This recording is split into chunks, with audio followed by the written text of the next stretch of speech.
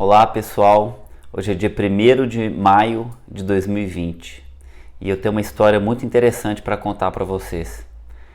O dia de amanhã vai fazer 3 meses que minha mãe morreu e desde então eu tenho pensado muito e entrei, assim como todos vocês, nessa pandemia, logo depois, no mês de março, e uma grande crise veio para todos nós. E como toda crise ela é boa. E por que as crises são boas? Porque eu pego o termo grego da palavra.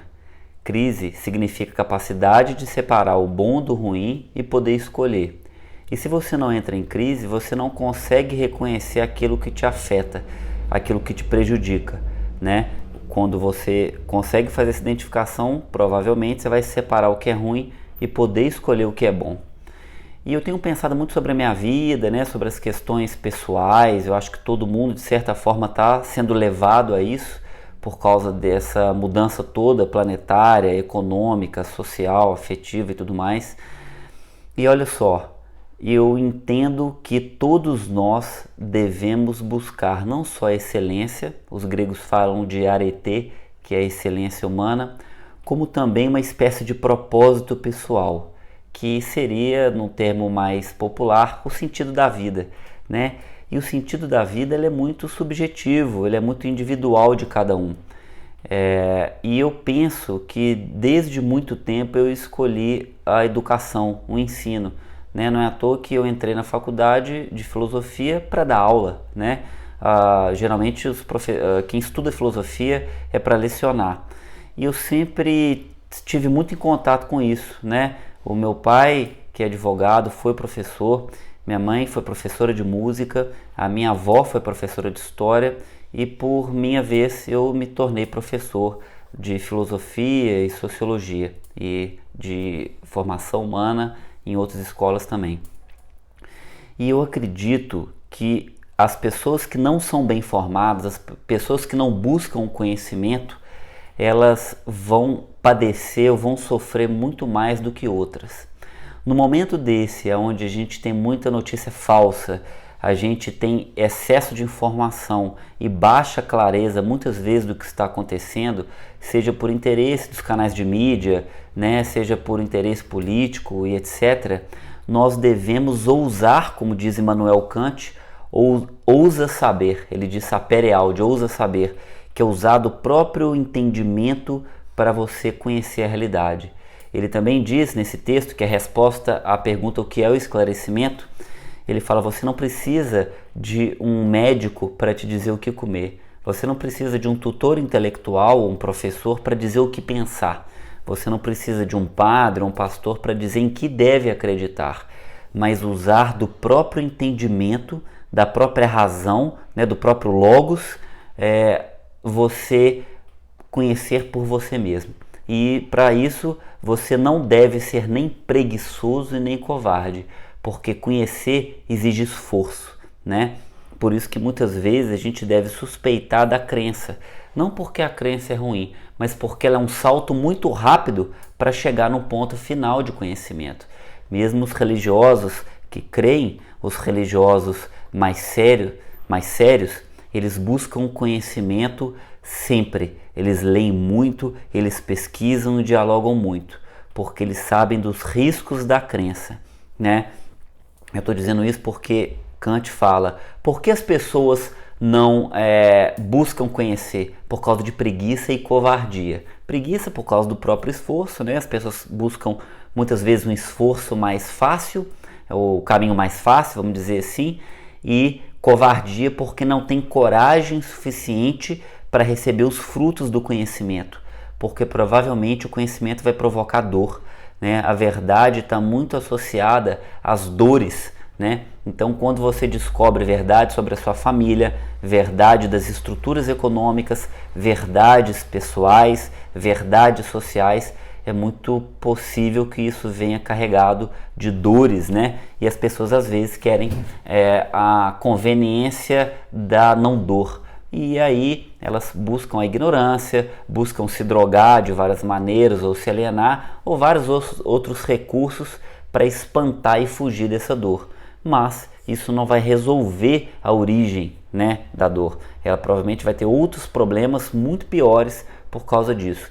Eu comparo que é a mesma coisa que uma ferpa no pé, né? Se você tem um espinho, uma ferpa no pé, aquilo dói e você às vezes não tem coragem de puxar porque vai te provocar uma dor maior e deixa aquele espinho a si mesmo. Mas aquele espinho vai continuar doendo, ele pode não ter a dor muito grande, mas vai continuar doendo, ele pode inflamar, pode gangrenar o membro, e aí você vai perder o membro e pode até morrer, né? E o conhecimento seria extirpar, tirar esse espinho, tirar essa ferpa, vai provocar uma dor maior, mas você não vai perder o seu membro, você pode ter uma vida muito mais plena em relação a isso. Eu estou contando isso tudo porque, gente, eu percebo que muitas pessoas têm baixo acesso a bons conhecimentos, a bons tutores, a bons livros, a um conhecimento mais honesto e claro e límpido da realidade. E isso é importantíssimo no nosso esporte, né? No ciclismo. Eu já fiz triatlon também, corrida de montanha, mas eu acho que aqui eu estou falando para todos aqueles que têm uma relação com o esporte muito profunda. O que isso quer dizer? Um atleta que não busca inteligência, um atleta que não busca conhecer por si mesmo, ele vai sofrer mais, ele vai padecer mais, ele vai cometer mais erros, ele vai ser mais facilmente manipulado pelo mercado e ele não vai conseguir identificar onde está o problema e o que é pior. Ele não vai ter um autoconhecimento necessário para buscar aquilo que eu falei no início do vídeo, que é excelência, é arete. Então, pessoal, eu vou a partir de hoje, que é o dia do trabalho, especialmente, né, o dia 10, que é o dia das mães, eu vou ter um compromisso de pedagogo, um compromisso de professor, que é passar tudo aquilo que eu sei do esporte e da filosofia, unidos, de braços dados, para levar para você que está ouvindo esse vídeo, para você que está buscando uma coisa melhor para você mesmo, um conhecimento mais lúcido, né? Ferramentas para que você possa pensar com a sua própria cabeça. E a filosofia, gente, que é minha área do conhecimento, ela não dá coisas prontas, ela não dá receitinhas, né? A filosofia, ela te dá estruturas intelectuais para que você mesmo possa desenvolver o seu próprio caminho, possa desenvolver sua própria inteligência. Por isso que não muitas pessoas se enveredam pela filosofia, porque ela exige um pensamento, às vezes muito assim, pesado ou muito complexo. Mas a função do professor, que vai ser minha função aqui, vai ser tentar traduzir ao máximo isso de forma simples, de forma acessível e de forma principalmente prática, tá? Mas entendam, não há uma receita, não há um padrão, mas é como se fosse uma arte marcial, né? O mestre te ensina o princípio dos movimentos, ele te ensina o princípio dos golpes, mas você mesmo vai desenvolver sua própria técnica, sua própria arte marcial, para inclusive superar o próprio professor, né? É uma coisa também parecida muito com a ciência. A ciência tem princípios estruturais de se fazer no mundo que ela dá condições do próprio cientista questionar a ciência, né? Então ela busca a verdade, ela busca o bem, mas ela não necessariamente ela é a verdade absoluta, né? Ela pode se questionar a si mesma e mudar, né? Então filosofia e ciência estão muito próximas nesse aspecto, né? Então eu espero que a partir desses vídeos, desses áudios que eu vou gravar, né? Tem um grupo já do Telegram, que é o Maquinados, é onde eu gravo áudios praticamente diários, instruções, frutos das minhas experiências, das minhas leituras, para que eu possa ajudar você a ter uma inteligência. Para que eu quero isso? Para as pessoas não serem vítimas do mercado, não serem vítimas de informações rasas, não serem vítimas de receita e elas poderem, através delas mesmas, terem uma autonomia. E autonomia em latim é conduzir por si mesmo, né? Você não precisa de livros, como vocês estão vendo aqui atrás, para dizer o que vocês devem pensar. Vocês não precisam de professores para dizer como raciocinar, mas vocês mesmos devem desenvolver as suas próprias características. Mas a ferramenta fundamental é o autoconhecimento.